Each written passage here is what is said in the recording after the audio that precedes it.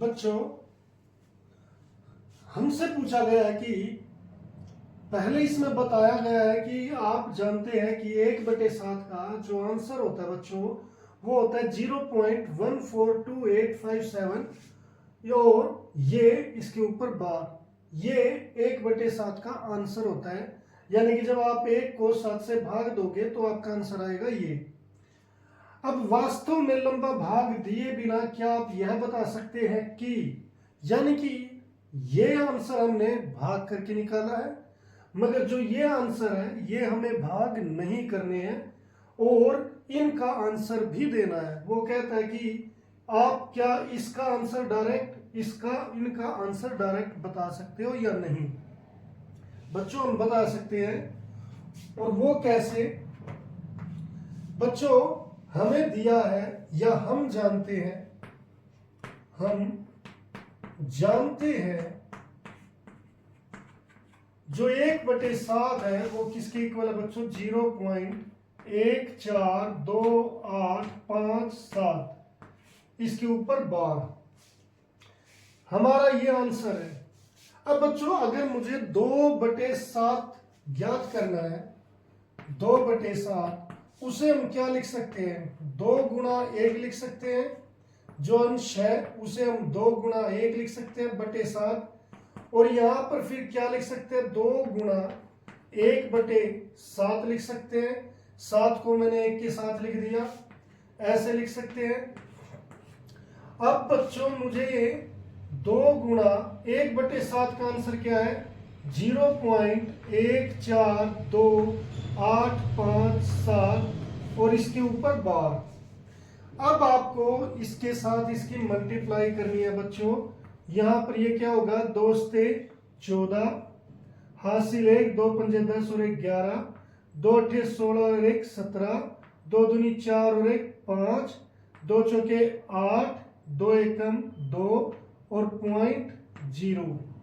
तो बच्चों हमारा ये 2/7 का आंसर इस तरीके से आ गया।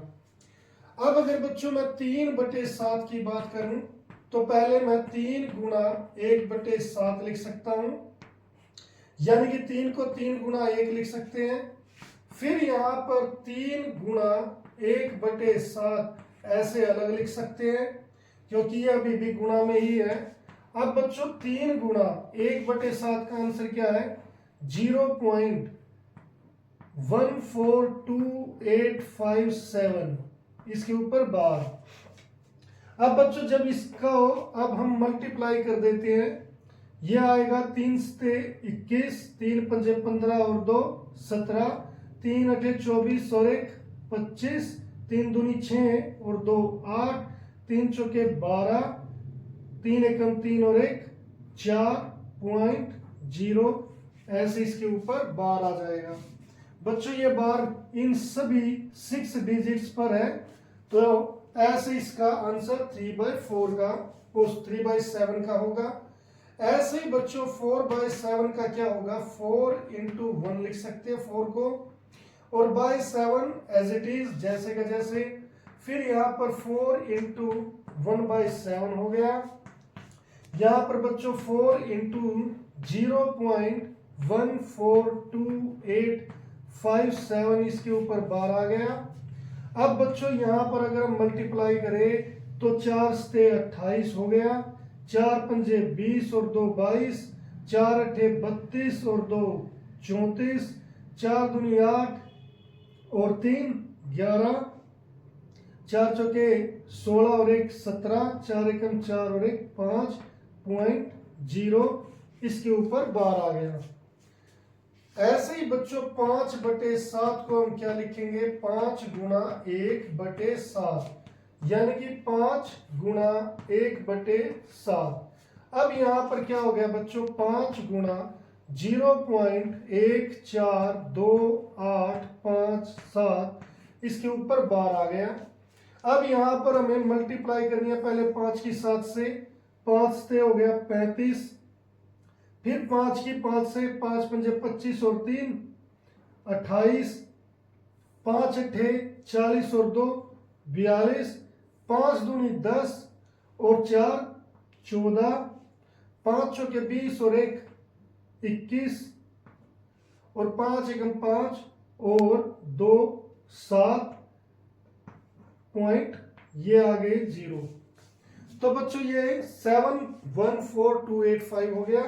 और इसी तरीके से बच्चों अगर 6/7 को देखते हैं तो ये हो जाएगा 6 × 1/7 और यहाँ पर आएगा 6 × 1/7 और यहाँ पर ऐसे ही 6 × 0.142857 इसके ऊपर बार है बच्चों। जब आप मल्टीप्लाई करोगे 6 से तो ये क्या हो जाएगा, 6 से 42 हासिल 4, 6 पंजे 30 और 4 34 हासिल 3, 6 8 48 और 3 51 हासिल 5, 6 दूनी 12 और 5 17 हासिल 1, 6 चौके 24 और 1 25 हासिल 2, 6 कम 6 और 2 8.0। इस तरीके से बच्चों हमने ये सभी आंसर निकाल दिए जो 2/7 3/7 4/7। यहाँ पर हमने कहीं पर भाग नहीं दी है। तो बच्चों ये एक बहुत इंपॉर्टेंट क्वेश्चन है।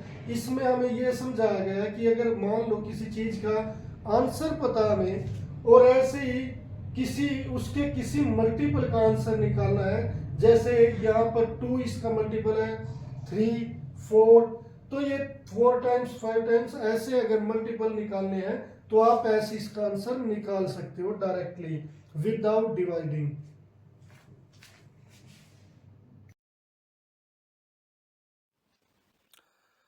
उम्मीद है बच्चों ये लेक्चर आपको पसंद आया होगा, और अगर आपको ये लेक्चर पसंद आया है तो इसे लाइक और शेयर जरूर करें और चैनल को सब्सक्राइब करना ना भूलें। तो मिलते हैं फिर नेक्स्ट लेक्चर में, तब तक के लिए bye, have a nice day.